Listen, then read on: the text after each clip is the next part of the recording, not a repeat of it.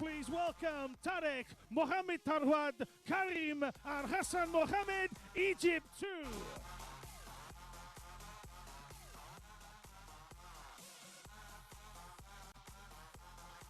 Please welcome Xu, Zhou, Wang, and Liu. This is Chinese Taipei 2.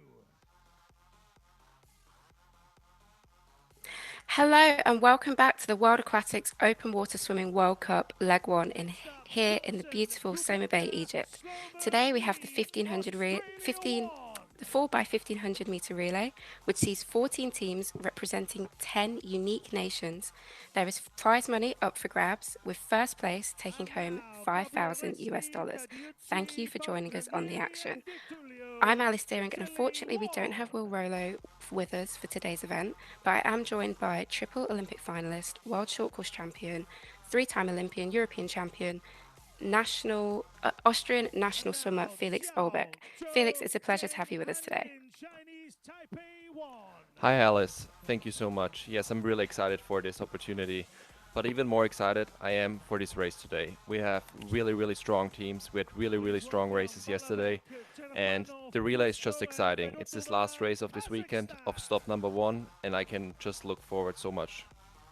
Absolutely, yes. Thank you, Felix. So we're seeing the teams come out now. You've been in this position before, albeit not in the open water setting for a relay.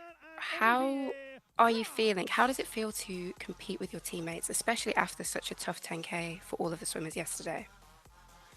Yes, that's a good question, Alice. Of course, we have all these athletes who did the 10K yesterday, and this really drains the body. So they have done 10K at their very hardest. They've lost a lot of electrolytes, they've lost a lot of calories, they have to refuel really properly for this race today. Of course, they won't be recovered to 100% just because it drained their body so much, but it makes it a bit easier that this is the relay. They have each other, they can push each other, and yeah, I think the emotions will play a big role in this race today just because there's so much on the line. There's prize money, it is a World Cup, they're facing each other, and it's the relay number 1 of the season, and of course at the end of the season there's a World Championship title to win, and the more races you win here, the more confident you go up to World Champs. Those are such good points, Felix. Thank you so much. And we're seeing all of the teams come out now. I've just seen Egypt. We saw Germany just before that. Who are you putting your money on, basically? If you had to put down a little bet or try and back a team, who are you thinking? Of course, we've got a very strong Australian team with Maurice Johnson and Chelsea Gabecka leading that out. But the German team, the Italian team, France, there are a lot of strong contenders in this. And of course, Brazil with a team that has a lot of age and experience, but also youth coming up through in Melechi, who won the boys overall cup winner last year. So what are you thinking? Where are your feelings at? I personally really favor the German team here. Germany has a really good team, and there's a couple of reasons why I'm choosing the Germans. On the one side, we have Florian Wellbrock. He is an amazing open water swimmer, but he's also a really good 1500 pool swimmer. So he should be one of the best athletes swimming that 1500. Then we also have Oliver Clement. Oliver is also the same, very similar to Florian. He is the second place finisher from the 10K at the Olympics this summer in Paris, but also his 1500 is very strong. Next to that, we have Isabel Gose. She is also the bronze medalist winner in the 1500 from last summer's Olympics, and she had her 10K premiere yesterday where she finished 4th, very strong. And then the fourth girl, or the fourth swimmer on that relay, is Jeanette Spivox. She's also a great open water swimmer with a lot of experience, finishing 6th yesterday. They should be really going for gold here. Yeah, I absolutely agree. And of course, we're going to have some fight from the Australian and the Italians, and of course the French team. But they're stood on the start line now. Majority of teams have women starting. We have Kazakhstan and Chinese Taipei who have put men up front. And we're just about to hear from the starter now, and the swimmers are all ready. So let's get into it.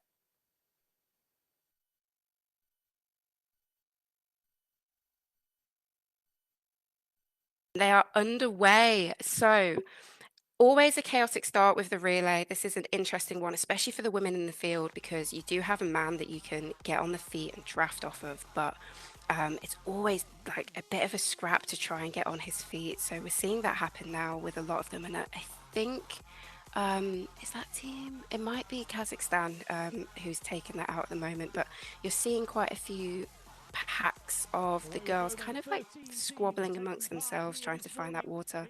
Felix, if you are swimming in this position as a man amongst women, what is the aim? What is your goal to do on your lap? Where do you want to put your team? What position do you need to put your team in?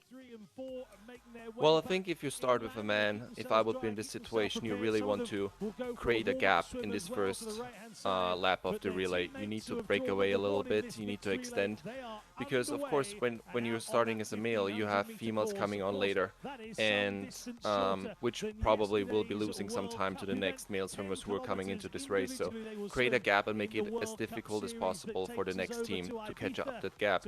Which I think is super challenging, is that these women swimming here are super strong, and especially with the drag, a lot is possible, a lot can be really fought against, that this gap cannot be created.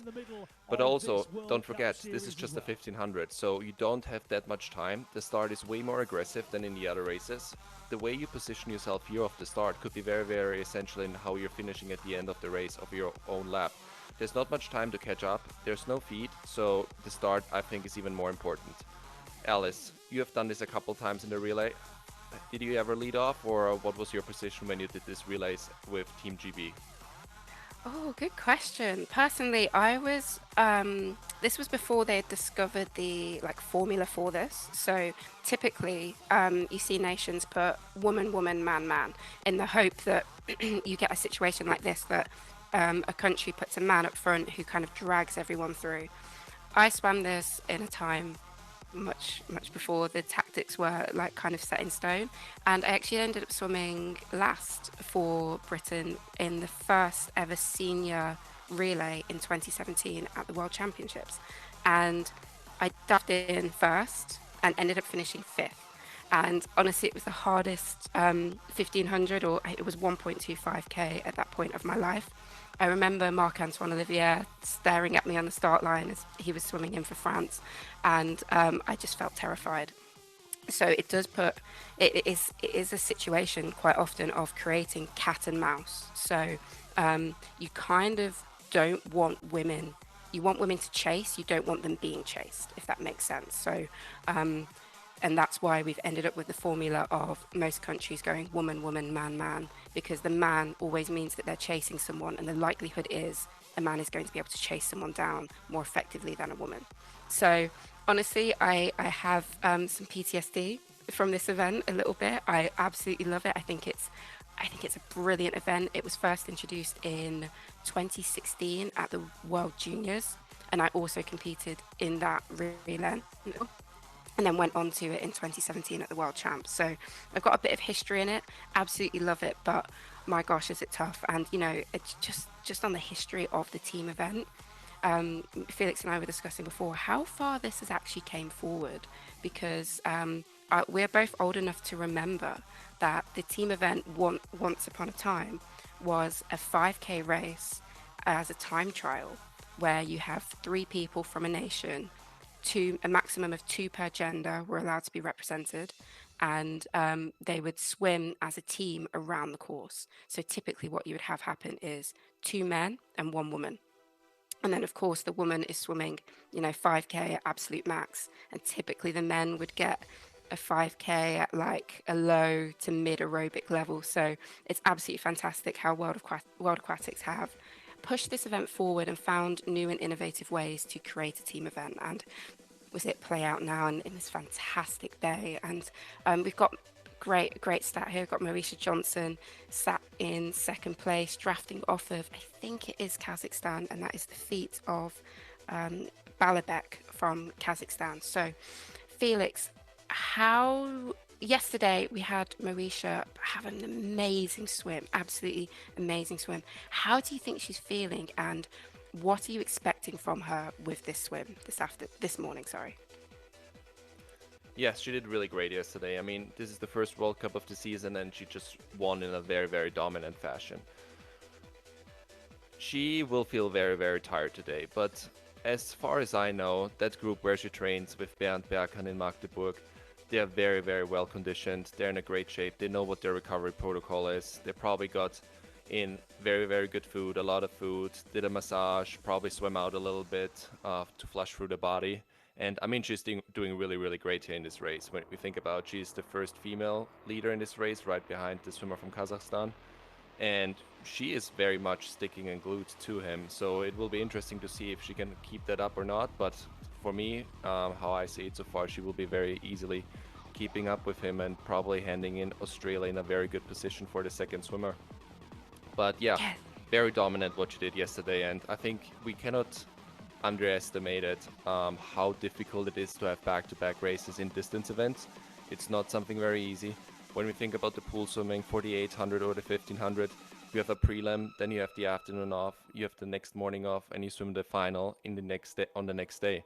So there's actually a longer recovery period in the pool swimming events of the 800 and the 1500 than you would have it in the open water, which makes it and just shows how tough it really is. Exactly, that's such a good point. And I think it is one of those things where everyone's in the same boat, right? So everyone's swimming in the same water, it's the same conditions, everyone swam the 10K yesterday, but it's still so challenging. And, you know, speaking from personal experience, you get in and you can feel yesterday's swim, but you kind of have to push through that and tell yourself it's only 1500 meters. And there's probably a few people at home scoffing like only 1500 meters, but I mean, this is less than one lap than they were competing yesterday. So they're competing on the same course, but they've just shortened this far side straight, dropped it by 166 meters to be precise, and just made it a shorter course for them to swim. So it's a lot easier for the athletes to kind of compartmentalize and just think, I've got one lap I need to complete and I need to do it as fast as possible and put my team in the best position. But it is challenging. There's a lot of pain going through them now, and you can see this pack behind, which Isabel Goss is within. We see Moesha Johnson come up on the shoulder of the back here, and this could really open up the race if none of the other swimmers behind can bridge this gap. I mean, she's just so dominant. She's really lifted her stroke rate. She's flying at the moment. I've never really seen this in open water swimming. I don't know about you, Felix, especially on the women's side. Will and I were saying yesterday, we really think this is a new era of women's open water swimming, in the sense of that evolution of the event and the forcing of the change of tactics. And Moesha Johnson is leading that by a country mile. How do you feel about that, and what do you think? Yeah, I think it's a development we see right now in the women's events, which has happened, I would say, around 2018, 2019 for the men's races. There are some guys who came from the pool, who had a pool background, who switched to the open water, and they just made the race a bit faster, a bit more difficult. The racing element really, really disappeared a little bit.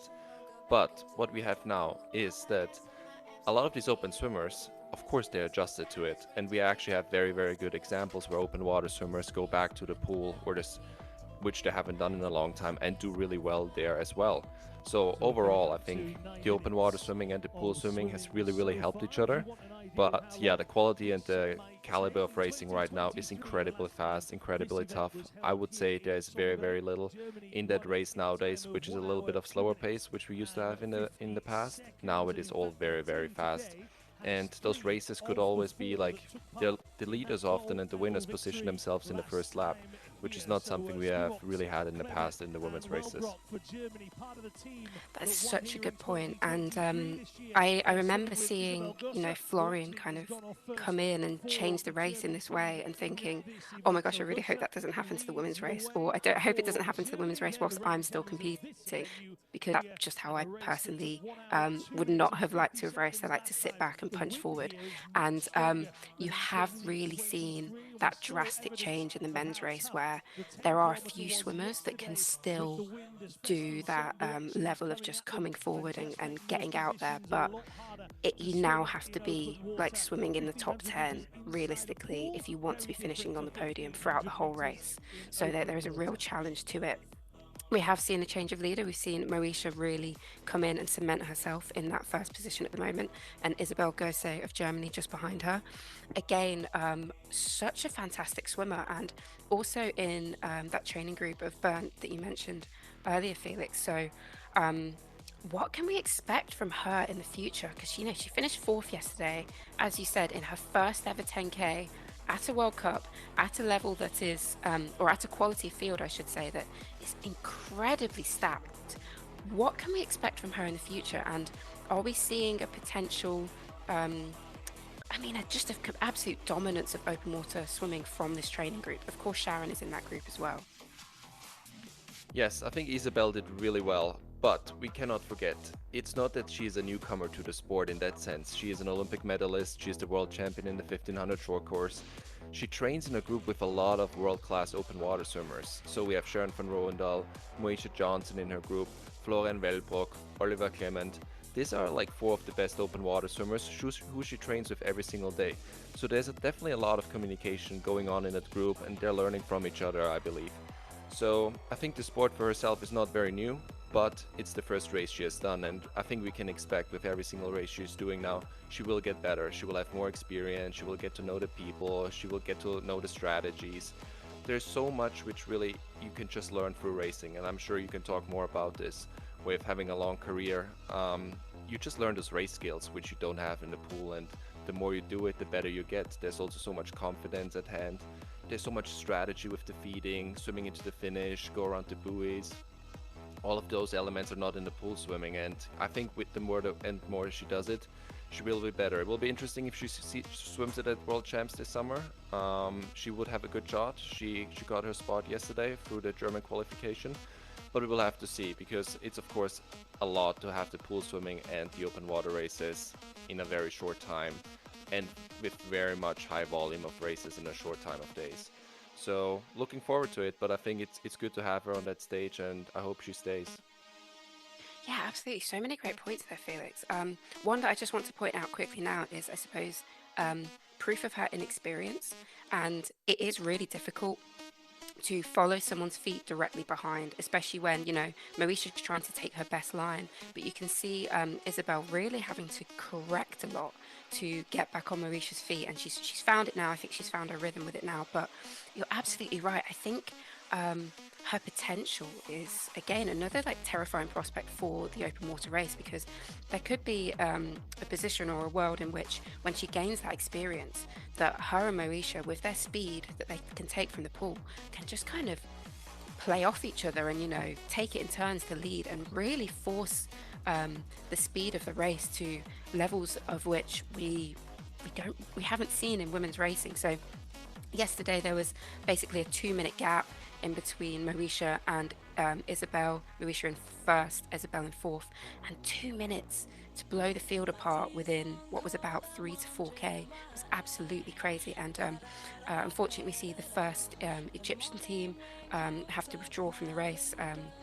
Unsure as of why at the moment, but of course, as we always say, safety is paramount for these swimmers. So if there's any issues that swimmers have in the water, there are boats on hand, as you can see, to make sure that they are safe. So really unfortunate for them, but hopefully their swimmer is okay and healthy. And one thing I want to speak to you about, Felix, as you mentioned, these training groups. So both of us have been very fortunate. We, for context, we both swam in the same training group for a number of years, alongside Hector Pardo, Daniel Whiffin, Tobias Robinson, and many other amazing distance swimmers, Asterios from Greece, as well. How is it training in a group like that? Give some insight into what it is like being at a training squad that has so many people competing at the highest level, aiming for Olympic medals, and then having to go and compete against each other in competitions. Good question, Alice. Yes, I think it is very, very important. I found myself very lucky with finding a group of great guys to train with, or you in the group as well, which made training a lot easier. Something we cannot forget is those athletes, they go through brutal weeks of trainings. There are altitude camps, there are high volume weeks, there are very intense weeks, and the season is very, very long. So we think about it, out of the 52 weeks a year, athletes maybe have 3 weeks off. So we talk about 49 weeks of training with very intense competitions and tough times. And a lot of those athletes are students and do something else as well in the meantime. So there's a lot of pressure on them. And if you have a lot of guys going through the exact same thing as you with getting up early in the morning, going to training, pushing each other, it makes it a lot easier. And something really great is, so the experience I had myself is that mostly all of the guys I trained with, if it's Daniel Whiffen, Hector Pardo, you Alice, and Asterios, we are very close friends. So I always found it was a great opportunity to go to swim practice and you actually can hang out with the best friends you have for a long time. And otherwise you probably wouldn't. I don't think there's anyone who has that much time spending so much time with their friends. So that was a really, really great benefit. But yeah, we see those groups are getting more and more important just because the training is so hard. And you just need to push each other in those situations, which, to be honest, it sounds like a very good concept, but of course there's the difficulty that at the end of the day you need to learn how to race these people in competition, because as much as you benefit from that, you also have to race them in world championship finals, at the Olympics, and so on. So don't forget that they are your best friends, but also you need to stay competitive with them, which is a very, very fine line. But I think each group found a different way to deal with that, and I think we had a very, very healthy way dealing with that situation. It's not that it's always working very smoothly, but yeah, it's a concept which people have to go through themselves, and a good coach can lead in that situation very well. But those groups are emerging all over the world pretty much now with distance swimming, that people just pull together, training groups get internationalized, and there's just so many benefits to that. Again, so many great points, Felix. And one friendship relationship that I'd love to point out is Marisha and Sharon. Sharon first at the Olympics, Marisha second, and they're best friends. They train in the same training squad. Marisha moving over from Australia to swim in that squad in Germany. And it's fantastic to see that there will be a level of rivalry there, but also camaraderie and friendship, because we are going through tough training. Like, it's difficult, it's hard, and to have those people, as you're saying, that you can turn up to training with, have a laugh with, but also drive each other to new heights is fantastic. And we just see Marisha hand over here now to Chelsea Gabeka, and Isabel Gose to Jeanette Spirox. And we also have both Chinese Taipei teams up there as well, competing fast with the other nations, which is fantastic to see. Again, two teams from Chinese Taipei, I think, is absolutely fantastic. The development and effort that we are seeing certain nations put into their open water teams is fantastic to see. So it'd be great to see where they end up in this competition. But I think we see Chelsea Gabeka absolutely storming away here, and this is a dangerous position for Jeanette. She can't let her get too far. She's lucky she has the feet of the two men from Chinese Taipei that she can get on the feet of and, hopefully ride that draft. But I don't think we can afford to let the Australian team get away in any sense from any of these swimmers. And we see the Chinese Taipei swimmer just adjust his goggles briefly. But Chelsea Gabeka is looking in good form here, and what a fantastic leg from Marisha. So I will fly the flag for Australia on behalf of Will. He did say yesterday that that's the team he has his money on. I think both Felix and I are both thinking Germany with our European minds, but we still have a lot of swimming to play out. But absolutely fantastic first leg from Marisha, and be interesting to see where the Italians and the French team are sitting at the moment, because they were the other two teams that I had down that could really contend with this. But it looks like there's quite a healthy lead here, and we'll have to see where the other teams end up. So it was the Australian team that went through the start line in first position, so Australia leading. And we have seen Jeanette Spirox really, really working hard here. She had a fantastic swim yesterday, and as Felix has mentioned, qualified for the German team in the 10K. That was something that we had missed yesterday, but there has been confirmation, is that right, Felix, that we have Isabel Gose, Jeanette Spirox qualified for the women, and Oliver Clement and Florian Wellbrock qualified for the men's for the world's 10K. So again, that's a very good team. It's probably in terms of the men, one of the hardest teams to make in open water swimming. What do you think about that, Felix? Absolutely. Very interesting that Germany chose this meet very early on with World Cup #1 not really having any other World Cups before this one in this season to qualify for the World Champs. This of course means that the athletes will know by end of February of this year if they're going to World Championships, and they have more time to prepare going into the pool championships possibly, and then into World Champs in the summer. But yeah, the German teams as it stands right now, we have Isabel Gose, Florian Wellbrock, Janit Spivox, and Oliver Clement, which absolutely strong team. So there's not many other countries and nations I can think of. Maybe the Italians, the French, but I think all of them have won, besides Jeanette, have won a medal in the pool. They have won medals in open water. The guys, both of them have Olympic medals, Florian and Oliver. So, I mean, you're bringing a team of 2 swimmers who have won a gold and a silver medal at the Olympics in the open water. That is your open water team for the World Championships in Singapore. Cannot get much stronger than this, Olympic gold and silver medalists. So, they're probably expecting big things from them. Otherwise, they probably would have not decided to have this meet so early and being so confident they have the right guys at the right time. But yeah, I think those guys are very good swimmers, and they will aim for a medal this summer. They definitely will aim for a medal. And for the women, I think it won't be much different. So a medal would be something new for either of those 2 girls, but I think it's very possible. And if not, it's definitely a top 8 result at the World Championships. That's where those girls belong with where they are right now. But yeah, looking at this race, Alice, what are the developments here? We see a couple people splitting off, different groups building. And yeah, can we already see like a tendency which teams are leading this pack here? Yeah, it's very interesting. It'd be interesting to know which teams have split off. I can see Chelsea Rebecca really stuck in there with Jeanette Spivox and I think one of the Chinese Taipei swimmers. So I would estimate that on the far left of your screen, that's another Chinese Taipei swimmer who has branched off. So, you know, it's always an interesting one. Oh, is there? Oh, sorry, apologies. There are 4 people in that pack. So, was it 3 people in the back? Sorry, it's difficult to tell.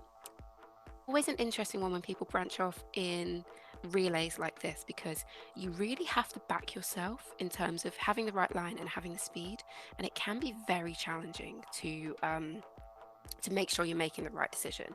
I've always been kind of a safety in numbers person, in the sense of, especially in a relay, where it is a bit of a gamble breaking off, and we do see someone taking a substantial lead here in really picking up their speed. So potential breakaway there. Be interesting to see if anyone can bridge that.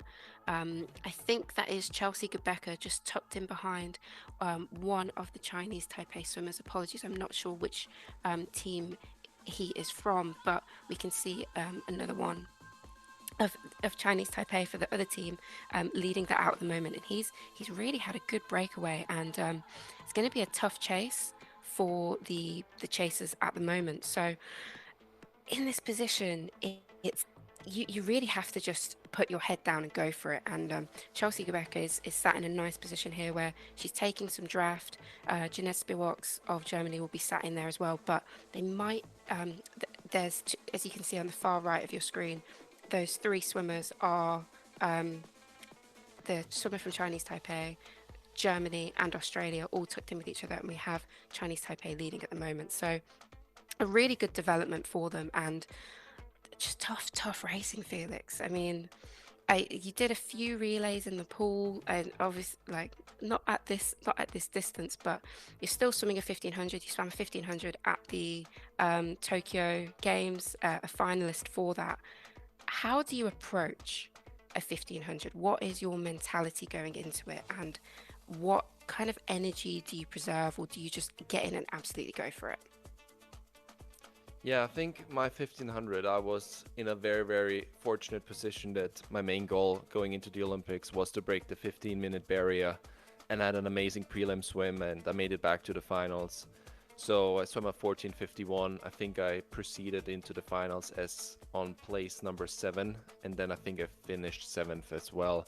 But yeah, I mean, something I have to say is it is a very hard race in a way that the pace is very high from the beginning. So it's not like you have any time to find into the race.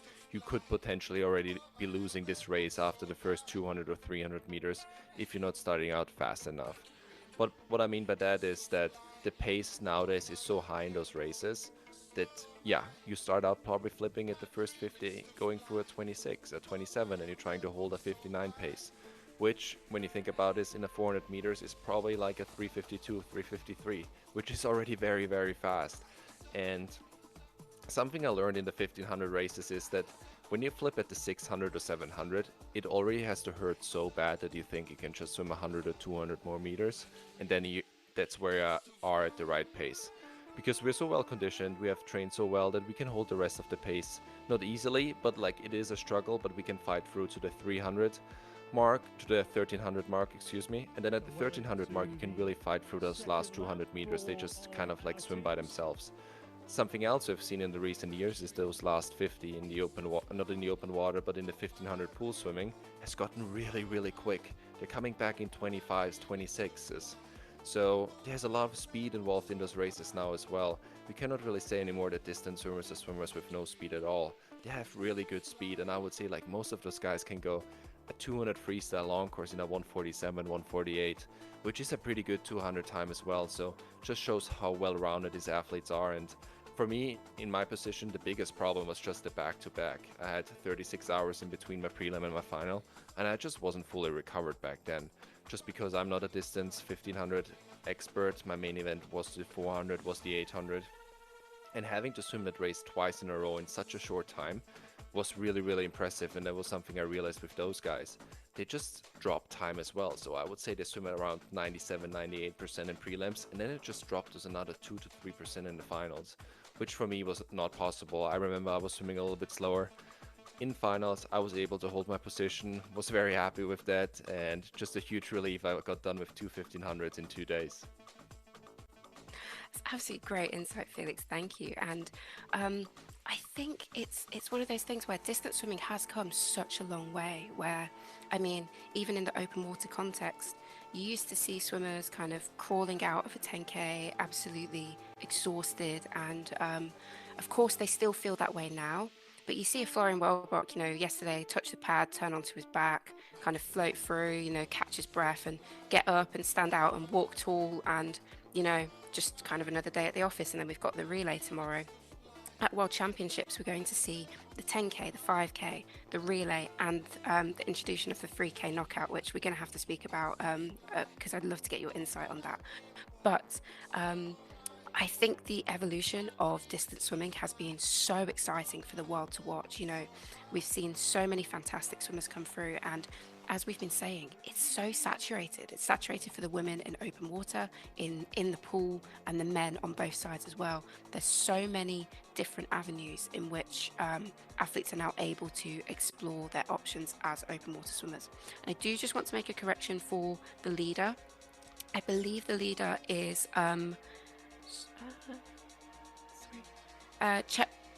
Chekrapov from Kazakhstan. So Kazakhstan is currently leading at the moment. I think I saw the two Chinese Taipei swimmers, Germany and Australia together, and Kazakhstan does have a man in the second leg as well. So I believe they are the current leaders. We'll hopefully get some more information on that shortly. But as this race is progressing, we can really see Germany and Australia really kind of edging away from the other potential podium teams. So I think we were all right with Australia, Germany kind of having that backing at the moment. Of course, we still have Kazakhstan and Chinese Taipei in the mix, but with them front loading their teams with their men and the women coming in after, and of course some very fast swimmers, Nick Sloman, Kyle Lee on the Australian team, and then Ollie Clement and Florian Wellbrock. And yes, we do have confirmation of Kazakhstan with Lev currently leading at the moment. A fantastic swim for him. He's really came through strong, and again, fantastic to see countries taking this on and giving it a go and giving their athletes such great experience. So in the sense of these relays and these events, Felix, I'd really like to talk to you about the 3K knockout. It's a very exciting event. We keep talking about it. The format of it is a 1500 swam, and then a certain number of swimmers get knocked out. I think it was 10 or half of the field. Sorry. it was 10 or half of the field at the World Juniors, and then it went down again to a 1K, so 1,000 meters.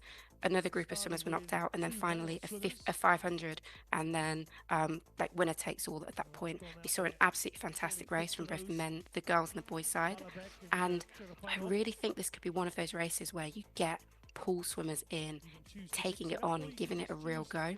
The only issue might be is the fact it's before the pool program, and as you were saying, with a swimmer like Isabel Gos, who will have a very big program if she takes on the 10K and the relay in open water, as well as the 8 and the 1500 in the pool. Again, though, I think all of these swimmers are conditioned to do it, so it'd be really exciting to see those pool swimmers get in and give it a go. And what I'm wondering, Felix, is you swam the 10K at the Olympics, so you are a dual athlete. Is that the right word for it? A multi-sport athlete at the Olympic Games is a very good flex.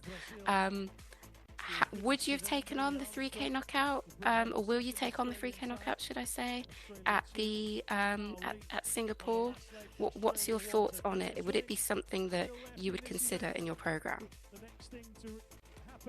Yes, I think it's very exciting that World Aquatics is coming up and still developing the sport of open water swimming. When you look back at it, open water swimming is not a very old sport. It started very, very recently compared to other sports or compared to pool swimming. So we're still trying to find out and figure out which is the most exciting, which is the best event to host, to watch, to swim, to get entertained by. And it's still evolving, and I think it's very exciting that we try to new race formats. It's really important we do that as well because it just keeps getting more exciting, gets more people into the sport, keeps more people start watching, and so on. So yeah, knockout, very, very cool. Reminds me a little bit to the road cycling where you have those knockout stages as well. So it is something which we have in other sports as well. But yeah, first time we will see this in swimming on the World Championship level. And I mean, it sounds very, very interesting to me. I would love to try it, but for myself, it's just I am a kind of like a mid-distance swimmer, but I'm not on the distancey side of things, or like going to that extreme in a way that I do have longer recovery phases. So whenever I do a race, it takes me quite a long time to get back into it, to be on the level I need to be very competitive. So which came really handy in at the Olympics, where the pool swimming was before the open water swimming. So I got to do the pool swimming. I had 7 or 8 days to recover, and then I swam the 10K in a very, very challenging and difficult race, but we can talk more about that later. But this means for me, I'm not very interested just because of that reason to do the 3K knockout. But I think there is a lot of pool opens and open water swimmers who exactly have that skill. We talked about Florian. I mean, he was the world champion in the 10K in 2019. And 1 week later, he became a world champion in the 1500 pool swimming. So he has that skill to bounce back really, really quickly. And I think there's a lot of other athletes as well. And I think with Isabel Gose, she will have the same skill. They train very similar. They are in the same training group. And having to swim a 3K, I mean, for those guys, it sounds very, very possible to be on a very high level. So I won't be doing it, but I think we will have a lot of great athletes doing the 3K this summer, and we will see them back in the pool as well in the week after that. Absolutely. And that's a shame. I'd have loved to have seen you there, but I always just want to see people taking on that event. I need to try and convince Dan Whiffen to give it a go as well. But just back to this race, I just want to say, Lev looks absolutely fantastic here. He is born in 2001, so he's 24 years old. Absolutely fantastic swim, and a great opportunity for Kazakhstan to nurture some open water talent. And, you know, as I've always been saying, we've seen it with Brazil, Mexico, especially with their juniors, had a fantastic junior competition at the World Champs, and same with Japan as well. It's really great to see nations that aren't typically on the podium or the top 10 really giving their athletes some fantastic opportunities. And I think he's got a fantastic open water stroke. You know, he looks very strong. He's got strong shoulders, a really good kick. So really, really great to see them swim like this. Be interesting to see how this continues to develop, because he has got a healthy lead on the other nations at the moment. It's a tough ask for the women of Kazakhstan, just in the sense of being chased is so so challenging. And speaking from personal experience, you're trying not to look back. You're trying to say that, keep going forward, keep going forward. You need to put in your absolute best effort. Some people might thrive in that situation, so it'd be really interesting to see how they get on. But we see the chase pack of the two Chinese Taipei teams, the German team and the Australian team coming in now, and we see Kazakhstan handing over. Absolutely fantastic leg from him. He's been able to really open up a healthy lead for them, and hopefully these their women can enjoy this lead and this opportunity. So yeah, and this chase pack has been toing and throwing a bit. They've done well sticking together. The group, it's tough swimming like this. So you've got Jeanette Spearwalks tucked in there and Chelsea Gabeka just behind, and this is where the Australian boy in Nick Sloman, who's to take over, and Ollie Clement, I believe, Ollie Clement of Germany, they're going to be working together hard to chase down Kazakhstan, and be really interesting to see how their dynamics play out. If you're in this position, Felix, of either one of the boys of Germany or Australia, how would you play this? Would you want to try and sprint and get out as far away from them as possible, as far away from the other boy as possible? Or would you be a bit more reserved? How would you try and play this? I think if I would be Florian or Ollie, I would just try to go out as fast as possible because they have the conditioning to hold this. They want to make it easier. I think Ollie now, he wants to make it easier for Florian, who will finish last. That Florian goes into the last lap with potentially having already a lead, so try to catch the person ahead of you as quick as possible and make it easier for your teammate. Of course, there could be a little bit of a better strategy, doing it a bit different, but what we have to keep in mind here is you're swimming for your team, you're swimming for your teammate, and you want to make it easier for your teammate. The teammate is probably standing quite nervous, waiting for you, waiting for his race. It's just probably like another 14 minutes until Florian will jump in. And I mean, look at this. It's already closing very much here, and I'm very, very excited to see where this goes into the last lap. Something I'm hoping for is that the last swimmers will be head-to-head going into the last 100. That would be very exciting. Very good racing, seeing skill against skill. But yeah, the swimmer from Kazakhstan here, she is doing really well, holding on to it. And I mean, you mentioned it a couple times now before, how great it is to have different countries participating here. The event started very, very small a couple of years ago when you think about it. And we can't forget, you need 4 swimmers for this. So it's impressive we have so many relays because you need 4 really good athletes. And the more countries will do it, the more countries come to participate. They bring that experience back to their home country. They can teach their other swimmers. The coaches get better education, getting connected with the best open water swimming coaches. So it's really important we have many countries participating in these events because knowledge gets shared in the sport very, very quickly. And the more knowledge we have throughout the world, the better the sport is going to get. So really exciting to see more countries participating, and I hope this tendency will go forward like that. Yeah, it's absolutely fantastic. Thank you. And it's so true. You go to these open water competitions and you really learn a lot. You know, you hear what other people are doing. You look at other swimmers, what they're doing in the pool. I remember at the European Championships back in, I can't remember what year it was, but I remember seeing the Italian women train, and they just had paddles on, and they would be doing like such high stroke rates, spinning their arms, really swimming fast. And I remember looking at it and realizing, okay, that's the kind of training that you need to do to cope with the distance of swimming a 10K. So you'll get countries like Kazakhstan, like Chinese Taipei, like Egypt, who are fantastic hosts this weekend, getting their swimmers in, getting their coaches in, and really getting some good and valuable information, which you're absolutely right. You take back to those home clubs, those home countries, and can really help grow out a team. And it's things like this where you look back and maybe in 10 years time, or less than that, 4 years time for the next Olympics, you see people getting on teams and you can see where the growth has started to blossom from.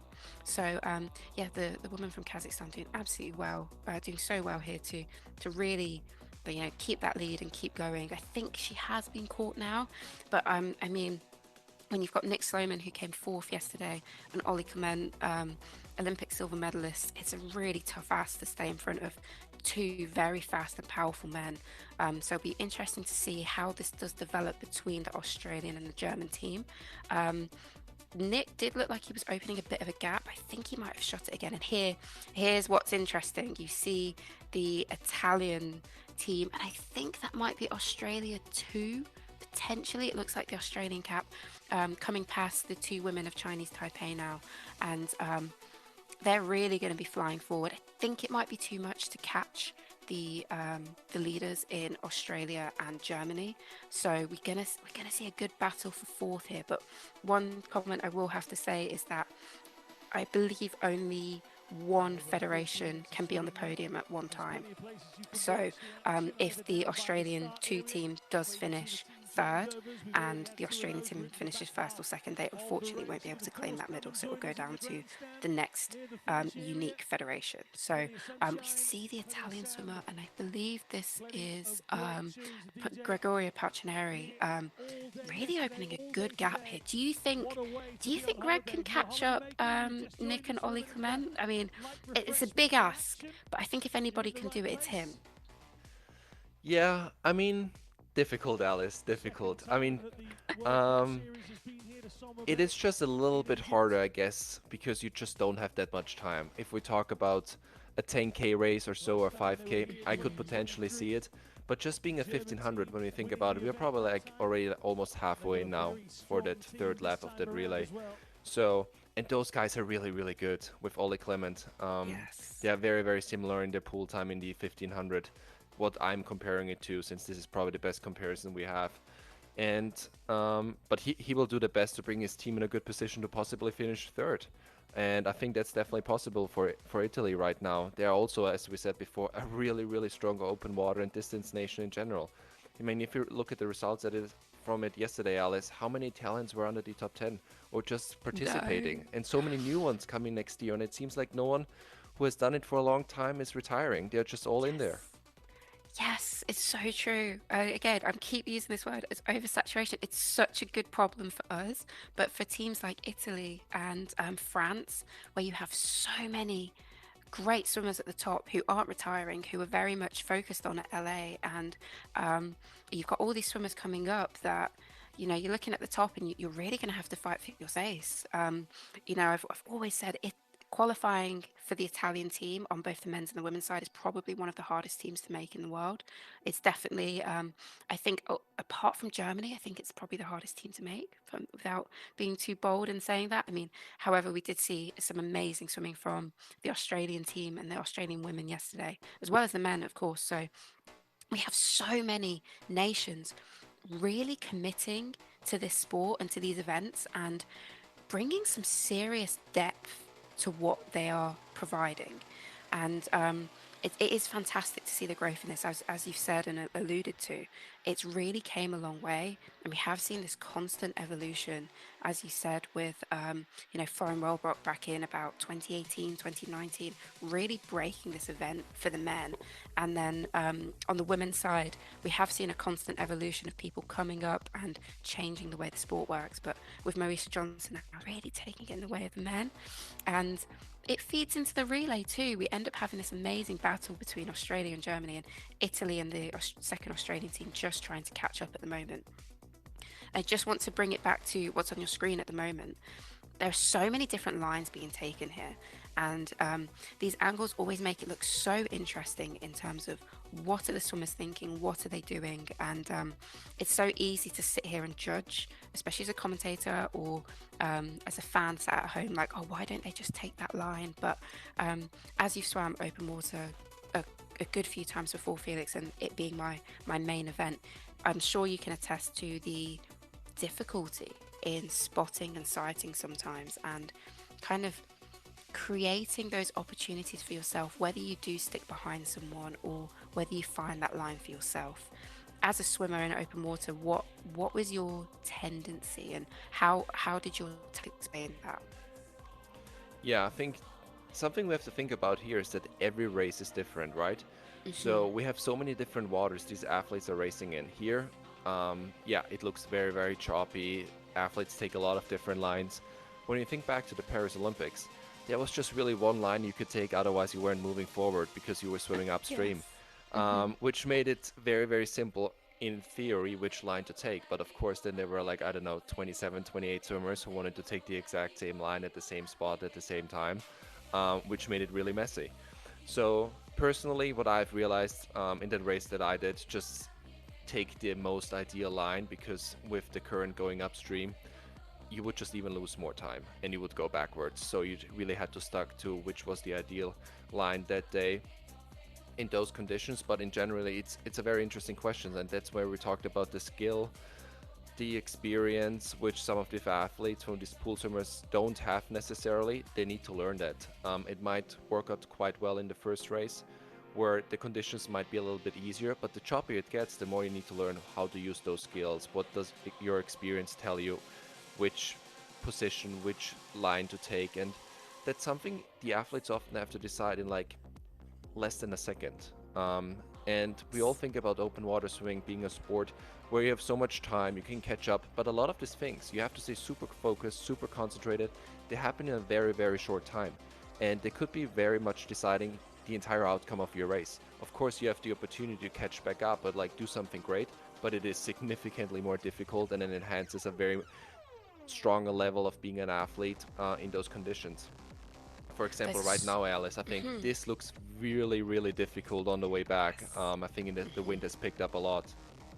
Absolutely, yeah. We saw it yesterday with the men's race, where it was very choppy, blowing into the course quite heavily, and we're seeing it again now. I mean, and those are such good points in terms of making sure that you're making the right decisions at the right time, and that is especially true for this race in the sense of it's only 1500 meters. It is difficult, it's challenging. You can see these swimmers, you know, getting like kind of zigzagging between them. I think we've got Nick Sloman leading at the front, and then Ollie Clement just sat behind him. And Palcineri does not look like he's far behind now. That angle made it look like he was really catching them up quickly. So it'll be interesting to see if we do see the Italians get back in on it. They have Luca for the Italian team finishing off their roundup, and he finished 23rd in the 10K yesterday. But he's a very fast 1500 swimmer, very fast pool swimmer. Came 6th in the 1500 at the World Short Course Championships in Hungary just gone. So we can expect some great speed from him. But of course, he's trying to chase down Florian Wellbrock and Carl Lee. Carl Lee, who has a notoriously fast finish, an amazing, amazing finisher. And then Florian Wellbrock, amazing 1500 speed. I mean, there's... you know, we all know Florian. We could talk about Florian a lot, but not much to talk about anymore. We know. Yes, yeah, like the story's been told. So it is really about finding those opportune moments, especially in this relay where you don't have a lot of time to make decisions. And we see Ollie Clement doing really well here, sticking in on Nick Sloman, who he was doing all the work. I'd love to see Ollie try and get on his shoulder and get around him and really put Germany in a prime position to take that gold medal. It looks like Nick's really doing some good effort though. So should we break down their strokes briefly? And like they're two very different strokes actually. I think Nick Sloman has a slightly higher stroke rate and really kind of gets over the water, whereas Ollie's I suppose a bit more of a traditional pool stroke, if that's right, Felix. What do you think? I would say so. I think with Ollie we can see really well that kind of like German distance style approach with a very good distance per stroke. You can see that he's lifting his head just really when he needs to. You could almost think he's swimming in the pool, and then that lifting of his head is very artificial in that moment, just really for him to navigate himself, to see where he is, and he puts his head pretty much back down where it needs to be. Very interesting. It seems like they're splitting off a little bit here, but oh yeah, he's coming up on the side. Okay, yeah, he he's tries making to his catch move. him now.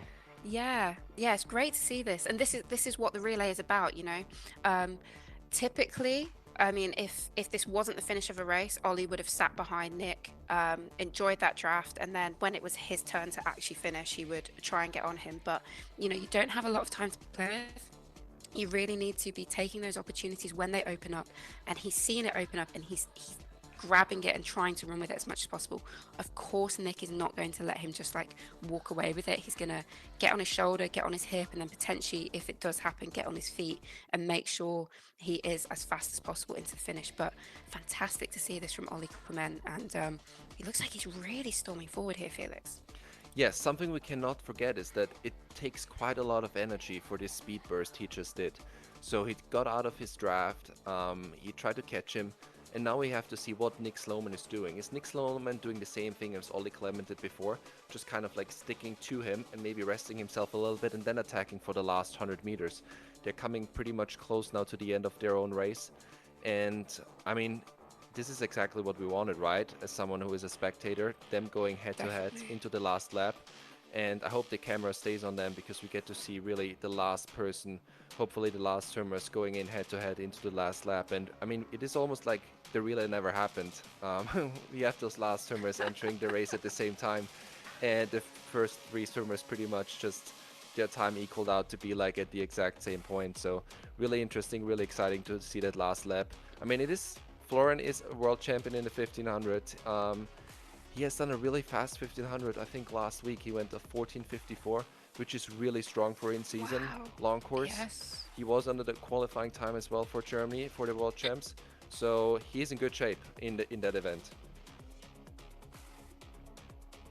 We're just seeing, sorry, Felix, I will come back to your fantastic points in a second. We're just seeing the referee blow the whistle on the boat and, do the hand separation to make sure these swimmers, giving each other a fair chance. But Felix, what a fantastic point that it is like the relay never happened. All of a sudden, we're just getting treated to Kyle Lee of Australia and Florian Wellbrock of Germany, just going head-to-head and doing a 1500 head-to-head. And this is what's so fun about the relay. There are so many different ways in which it can unfold and opportunities for the swimmers. And we've got some serious speed coming up. Are you still back in Germany? No, so I'm in Loughborough currently. Oh no! Oh, sorry. no, I'm in limit. I'm still back in Germany. Yeah. Sorry. I think Florian is not beatable on the last lap. I mean, Nick Sloman will do everything now to help his teammate out, hopefully give him a small confidence boost with a small lead. But I think Florian is very, very strong, and he loves those situations with a lot of pressure.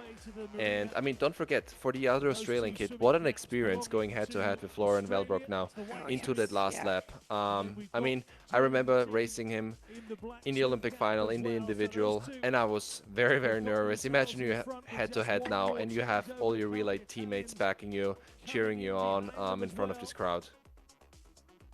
Yes, absolutely. We see another spurt from Nick Sloman here going into the end of his lap. And I think he was just trying to edge Ollie Clement kind of off course a bit and force him to, either take my feet and have to swim further or get off my feet and swim the best line. So some great open water swimming and intelligence from him there.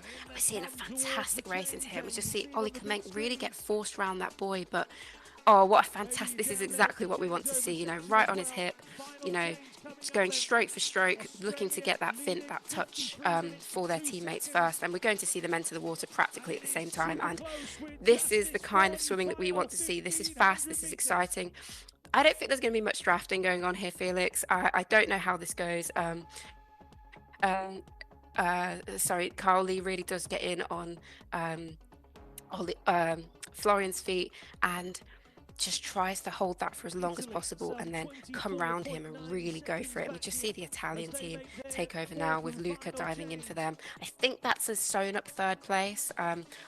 It would be a tall ask for him to swim back onto the feet of Carl Lee at the moment, and it looks like there's a good gap between third and fourth place, so I think that's probably a safe position for them. But we're seeing the first and second place battle out now, and it is very, very exciting. So Felix, you're Carl Lee at the moment. How do you play this? What do you do? Ooh. Very difficult question. I think on the one side, it will be very tough to catch those first two guys in this race. So, but you want to give it a shot, right? You can hope that those two guys are so focused on each other, maybe. Maybe they make a mistake with the line. Maybe they're going into anything which, yeah, slows them down in any way. So something you cannot do is give up. You still have to go through this race and hoping you get there. But on the other side, hey, they're still looking like they're going to make a bronze medal here, which is very, very impressive. And I mean, you said it before, they're having quite a young, unexperienced team as well, with so many new swimmers going into the season. And being on the podium is great for them. So a lot of great experience, and they have a great leader with Gregorio Poltrineri. I mean, he has done so many races. He has been there for so many times. I think this is the 4th and 5th team getting in here right now with France. So there's quite a big lead. So I think even if Italy is going all out here to try to catch them, they would have enough time to save the 3rd spot. So yeah, I think that's what I would do, but super exciting. And I mean, we have Australia too on the 5th spot. So don't forget that race for place 4. I mean, even though it's just a 4th place finish in that sense, they're not getting a medal. It is super exciting to watch that battle out on the last lap. I was going to say, yeah, the Australian second team is still so stacked. You've got Maddie Goff, who led it out, Taylor Martin, Dylan Hunter Murphy for the 3rd leg, and now Bailey Armstrong in on the last leg. And some really, really great swimmers. And this is what we're talking about. The depth that certain nations can field is just so impressive. And you can really see the wind chop pick up here. You know, can always tell when the white water kind of just gets blown back because the wind's taking it. But, you know, Florian, typically, as we've said, we don't normally see him race in these conditions. Of course, he didn't have much of a choice. Of course, you can't stop the wind, and it was the German selection, so he needed to perform. But I think it's like a bit of a scary prospect that Florian is able to get in and swim in these conditions now. I really think it's going to be probably a new era for him in getting comfortable in choppier, wavier conditions in that sense. What do you think, Felix? Because we typically see him avoid those races, but do you think he might embrace them more and take on a different challenge in that way? Yeah, I think we've seen him dominate those races in the more of like a flat water conditions. He has done really well in those, pretty much always led the pack and then finished first. So he treated this like very much as a 10K time trial by himself in very many different scenarios on the World Cup or World Championship states, or the Olympics even in Tokyo. But now he has really found a way to go through those choppy conditions and is doing really well in them. I mean, yesterday was just a proof that, I mean, he's, I think, edging 28 years very soon. And it took him that long, really, probably to figure out what he needs to do to be successful in those conditions. So it just shows it's a learning process along the way, and he has done really well with it. And I mean, we can just be excited and see what this is going to lead in the summer, which or into the next couple of years with having that new acquired skill of his. Something which I'm really curious, Alice, we see here sometimes the coaches, what is their role? What is their job in that relay? I mean, in the 10K, you have to feed, you kind of like really play an active role into that race. But when we look at the coaches here, they can communicate with the next upcoming swimmers and get feedback from the previous swimmers. Does that play any role? There's of course no feeding involved, but maybe they're still active in some way. Absolutely. So the thing about open water is the more information you have, the easier or the better that you can perform, I should say. Not the easier the race. I mean, they're always difficult, but the more information you have in any sense. So is the chop worse on this straight, for example? Or do you have to be really aware of where you're spotting? Make sure you don't swim offline. And when swimmers come in and then they can communicate that to their coach or potentially to the next swimmer, it will give them an advantage or just that extra edge or comfort, I should say, that when they get in, they have more information, they know what they're doing, they're not suddenly feeling their way through the course blind in a sense. So coaches at any open water competition, at any race, always provide such a crucial role. I mean, even in terms of picking the order of the team. So we see here like Australia and Germany basically swimming out, and then Italy chasing the two swimmers in front. And making sure you pick the team in the right order is absolutely crucial. So, for example, Australia and Germany putting out Marisha Johnson and Isabel Gose just makes sense. It's clever, it's logical, and it's really allowed the rest of the team and the order they've selected to end up in this state, in the state that we are looking for first and second to go against each other. So coaches at any point always play that role. I mean, they don't have to feed today, so they're probably a bit more relaxed, a bit calmer. You can see that the majority of them have got up now and probably just walking towards the finish to, you know, get that best perspective on it. And we have seen, we're just going to see our final swimmer from Egypt, our host nation, take to the water now. We've got a man finishing off them. Again, great experience for them, and again, it's just so fantastic to see 10 different nations or federations represented, and this continual growth of the year on year. These World Cups get bigger and bigger. You know, we had 68 men competing yesterday, and then I think about 40 to 50 women competing as well. And you know, some of these World Cups back like 5-6 years ago, it was about sometimes 30, 50 was seen as a big one. So I think the growth of open water swimming and the quality that has continued year on year is so exciting. And we will get back to the action shortly, but just great to see the support staff, and as always, just going to shout out the officials and all of the organisers who make these events happen, because they don't happen by magic. It takes a lot of hard work, loads of communication with World Aquatics to make sure that these are run to the level which is expected. And I think Somabay, you know, this is its third year and it's continually putting on a great opener for these athletes. And what a great shot we see here. You can see all of these different lines being taken, all of these different angles and perspectives. You kind of see the athletes playing out in their own little packs, trying to get their best bit of water and get their line straight. And this is where I always found this difficult. Swim by yourself. You really have to make sure you're sighting correctly. If your goggles are fogged up or if they're leaking in any way, it can be really challenging. So we see a lot of the swimmers typically in the relay end up having to swim like this, especially on the back end, because just the nature of it, where you might get dropped, and it's so challenging to make up that time over 1500 meters. But we're still seeing Florian Wellbrock and Carl Lee of Australia leading this charge. It'll be really interesting to see who does end up taking home this gold medal.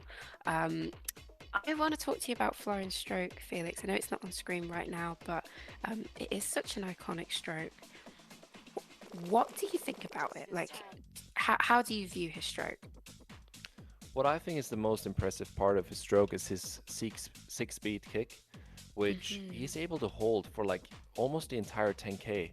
I mean, you see it getting more intense in the last lap, but his kick is very strong, and everybody who has ever swum before understands it is so hard to hold a 6-speed kick. Like, usually we have people doing a 6-speed kick for 100 or 200 freestyle, and he's able to hold it for such a long time. So because he's doing this, his entire body position is so much more elevated than of other swimmers, so he's really on the surface of the water. And I mean, it just makes his strokes so much more efficient, because he's really very much on top, and every stroke he's taking is super powerful because he's just grabbing so much water under his body, which kind of produces that low stroke rate. Very impressive he's able to hold that for 10K, but I mean, this is just textbook swimming in that sense. Which is interesting is that he's also able to pick it up lately with getting into those higher stroke rates and swimming faster itself, like speed-wise, when he needs to sprint or needs to finish. But he hasn't really much needed it this weekend with just getting away with it quite early. And yes, we have finally a good picture again of the leading pack. As you can see, here's Florian. Look at that kick now. It is just so strong. And he's just dominant in the way he's doing it. He's looking back a little bit, making sure he is ahead. But I mean, I think we are in a good position to say he will swim this one home right now, because I just don't see him slowing down anytime soon in this part of the race. But I think the Australian swimmer is actually not too far behind. He's done a really good job keeping up with Florian.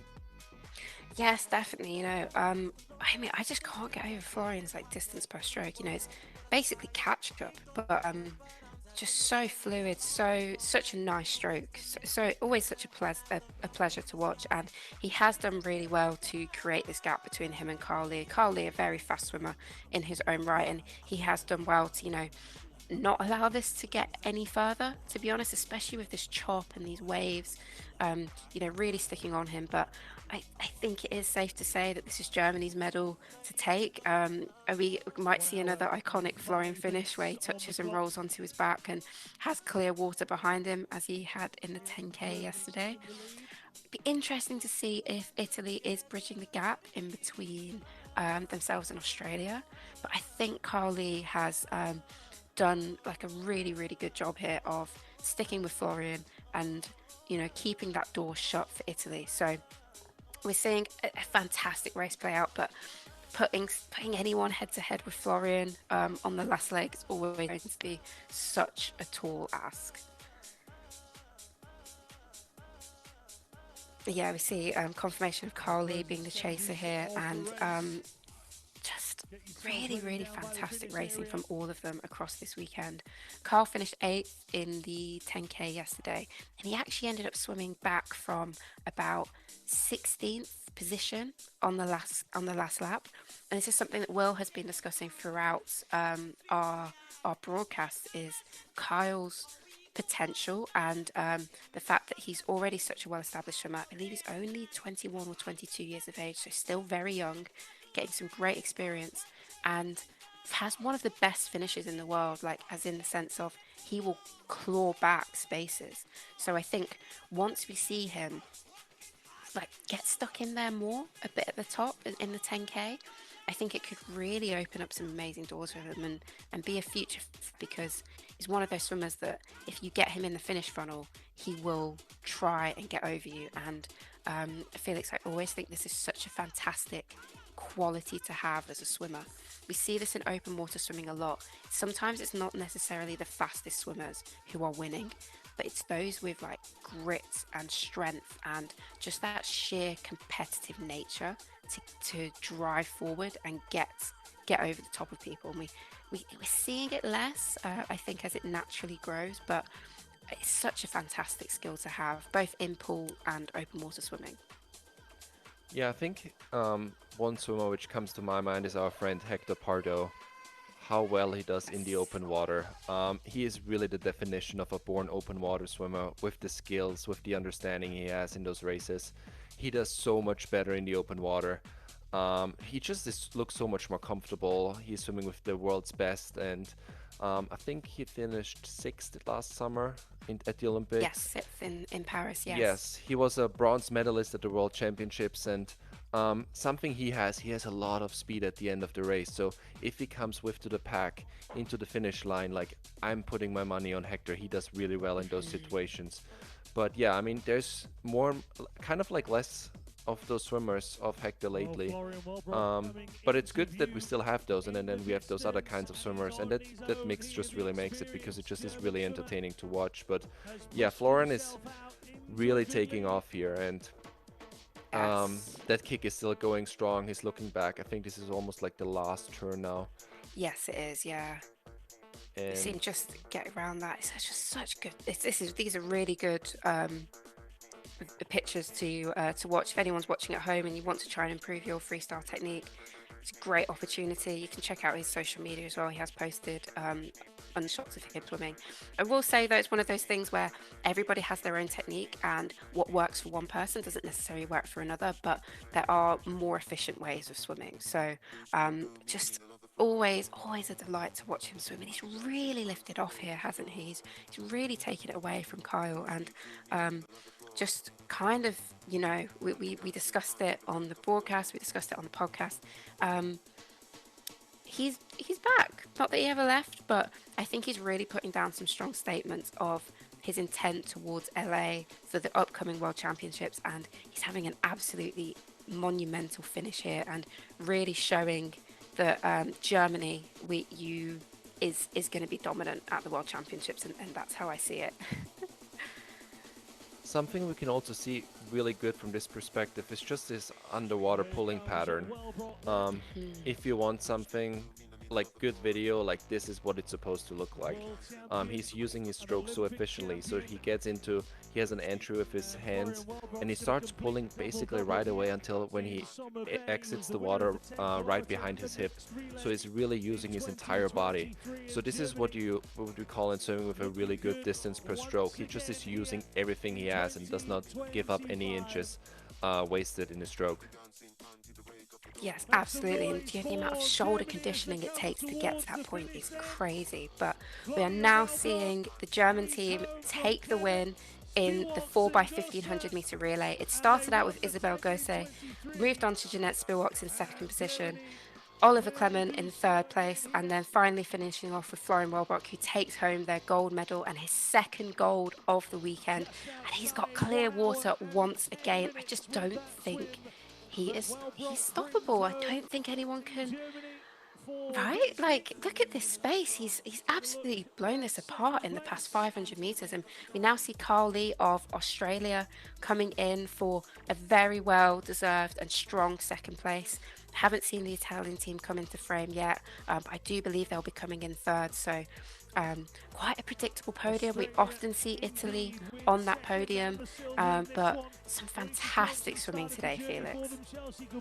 Yeah, that was a lot of fun. I mean, we had Germany. We picked Germany before, and I think we were right on this one. But it was quite close when you think about it for the first 3 laps. So we had a very good race, and just the last lap with Florian really decided who is going to win here. And here is the last Italian coming in, bringing that bronze medal home. Very good race as well. I think those are the 3 countries plus France who we really have to look out for in the future as well in this event, because they are just such good open water swimmers with really good 1500s, which makes all of them really dangerous. And all of these teams have different skills, so in different conditions we might see a different order, but for today it is Germany, and I think very well deserved to Alice. Yes, definitely. And just on the point of the growth of this event, I really do think because this event has lended so well to the pool swimmers, it has opened up those opportunities for pool swimmers to come in, give the 10k a go, and then realise they're actually quite good at the 10 and then still do the relay. So I just love to see the options and opportunities open up for distance swimmers. You don't just have to do the 8 and the 15 in the pool. You can move to the 5k or the 10k if you want, and then of course you have the relay, the knockout, the 3k knockout coming, which I'm so excited for. So it's just fantastic to see the continual growth of open water swimming, of the events and of the opportunities for distance swimmers. And then you just get dominance from someone like Florian or Mauricia Johnson, for example, who are coming in and can reasonably, I mean, I don't know what you think of this, Felix, but looking forward to the World Championships, we really could see a swimmer like Florian or Mauricia taking home 4 medals across the events, as long as they compete in all of them, of course. But I could really see that happen. And sorry, just before you speak on that, we just see a great battle for fourth, 5th, and 6th here amongst a few of the other nations. I think that might be Brazil, Australia, and France. So a great finish there, and I think I'm not sure who finished off for Brazil there, but some fantastic racing. And even though it wasn't in the medal positions, it's great to see these nations still fighting out, still battling it out and competing and showing that they are hardened competitors. And I think these swimmers are just grateful to get out of the water. They've had 11.5k of racing over 24 hours. When you say that out loud, that is just insane. Felix, how do you feel about the prospect of some swimmers at the World Championships really taking home multiple medals across all these events? Yes, it is definitely possible. When we think about Florian has already won the 5k and the 10k at the same meets often. And yeah, we have the relay, we have the knockout. So there's the opportunity to go home with a very, very heavy suitcase and hardware. But when we think about it, he's still doing the pool as well. So there's definitely a lot of opportunities as well for him. And what makes it really, really scary, Alice, when we think about Germany swimming here and France and Australia and Italy, they have in the 1500, I would say, like people at home who are almost of that caliber. Yes. So there's Sven Schwarz, who is also an Olympic finalist in the 800 and 1500, I believe. He didn't even race today. can you imagine how many athletes there are back home and who are fighting for those spots, which just makes it even so much more hard to beat these teams, because if someone is dropping out, it doesn't mean they're really missing an athlete. They have so many back at home who can just jump in, take the spot, and do really well. But also it is super competitive just to get a spot on the relay. So just that level of competitiveness in your own country really pushes forward the level of open water swimming in the world. But some other countries definitely have their sometimes advantages. I would say I was quite lucky in that situation I was in, that like we are a good swimming country, Austria, but I was always very lucky in the way that I was knowing early I would be going to certain meets and could be fully preparing for those meets like World Champs or the Olympics, and I wouldn't have to fully taper for in-season meets just to qualify for an Olympic trials. So there's advantages and disadvantages to it, but I think when we talk about the relay, it is definitely a strength of those countries to have so much pressure just to make it on the team. Such a great point, Felix. It really has driven this excellence that we are seeing, and Australia has taken this up so well. I mean, I think we're expecting to see it from America as well when they really do come through and I suppose start committing to more of the World Cups. It'd be fantastic to see them at more of the World Cups. Hopefully we get them in Ibiza, but you're so right. It really does drive this like excellence, and Germany have taken it on. Italy have historically already been there, and we see it with France as well. And I really think Australia is taking up that mantle as well. We are seeing our final three. Oh, I apologise. We are seeing not three. Sorry, we are seeing our final teams come through now. We've got the team from the Netherlands just finishing next to take 8th place, and we'll get an update on who will be taking 9th place in a second. But how has this been for you, Felix? Watching the relay, kind of soaking this in. What can you expect from open water swimming in the future? It was a lot of fun today watching this race, just because I think I'm in a position where I'm still in the sport in a way that I still know all these athletes. I've raced them, but I see so many new faces in all of these meets. And I mean, what is super exciting about, which, for example, in pool swimming we don't have in that aspect, in the open water races, you're always at very, very nice locations. So you see this on the screen and you're just, oh wow, this is super nice. I really wish I would have been there. I really want to do this. So keep that in mind always when you have to decide for your sport. Like, it makes a big difference being at the beaches of this world in warm weather. But now, jokes aside, I think what this meet showed us, this is World Cup stop number 1. We have so many more upcoming in this 2025 season. Florian took some really important points for this stop, but I mean, there's a lot on the line with the overall World Cup winner at the end of the season, and I think we will have very, very familiar faces throughout this year, but there will be surprises in there, and there will be new swimmers which we maybe not have known, who will qualify through the national trials, who will pop up in the summer and join us on the World Cup circuit. So there will be new faces, and that makes it more exciting to see really which swimmer is going to be the most dominant throughout a full year, because there will be up and downs in the season, and often some swimmers have a really, really good day, and definitely I think those top 10 swimmers we really need to keep an eye on that, because there will be some surprises along the way. Yeah, another great point, Felix. One team that comes to mind when you're speaking in that way of swimmers popping up and just doing amazing is Spain. You know, we've seen that with a few individuals from Spain over the past couple World Champs where, they really break through, like Maria de Valdez getting that bronze medal in Doha last year. And I think that's what's so great about open water. You know, it's not a simple start list where you look at it and you're like, okay, this person has the fastest pool time. As long as they perform to that standard, they will win. Open water, it really allows for people to come through and shine. And, as we see with Marisha Johnson completely change the sport, or Chelsea Gubecka yesterday had a fantastic swim and, looking likely potentially she's qualified for the World Champs, yet to be seen when Australia announce that. But got some really, really exciting opportunities in these events, as you're saying, and you're so right.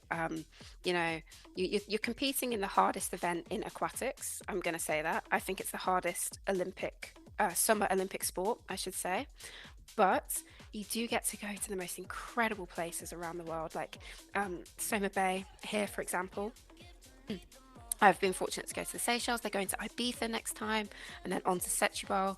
And some really, really special places to travel around. And of course, swimming in Paris in the Seine. I'd love to pick your brains on that a little bit further. What was that like? And it was like the hardest open water race that we've ever seen.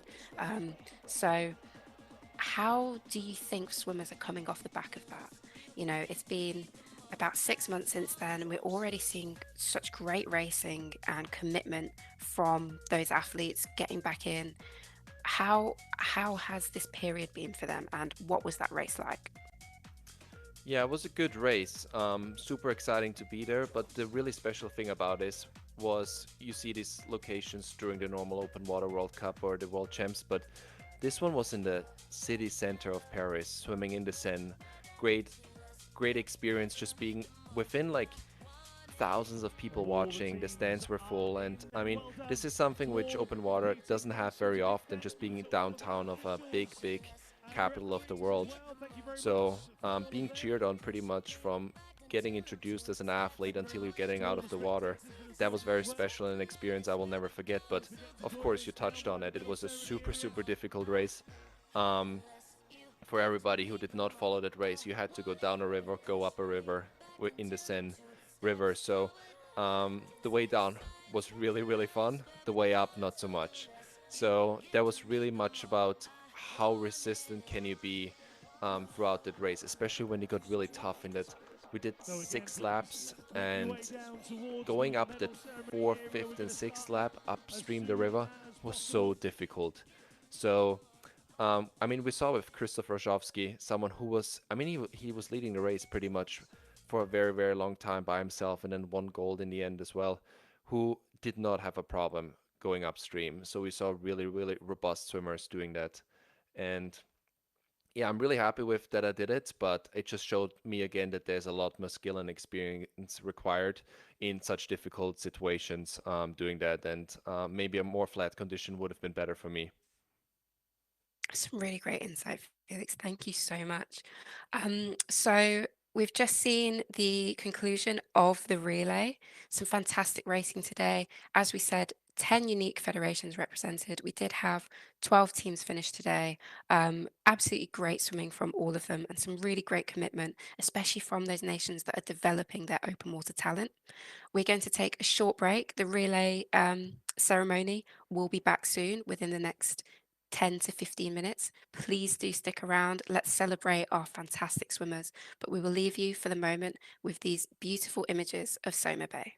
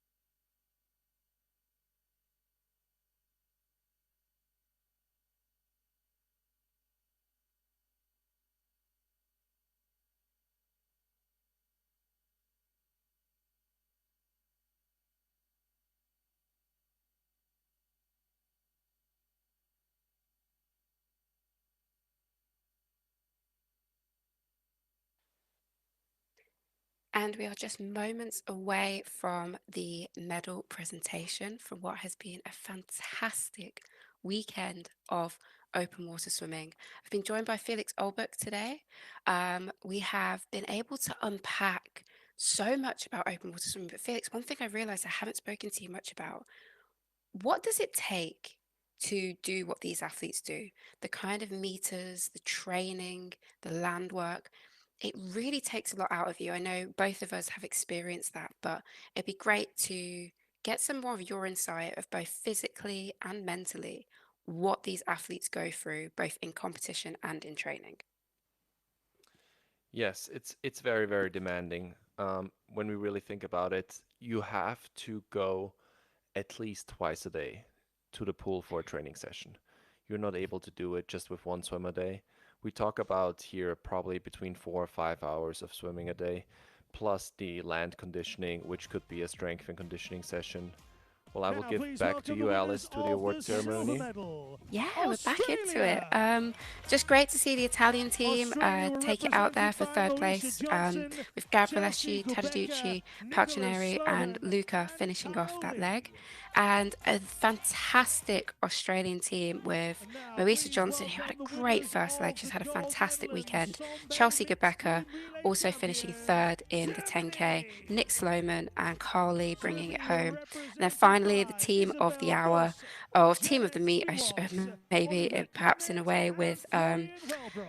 Isabel Gose, Jeanette Spirox, Ollie Clement, and Florian Wellbrock with a fantastic last leg at the end. And Felix, I'm gonna ask you, if you had to pick one swimmer or one swim of this relay, who would it be?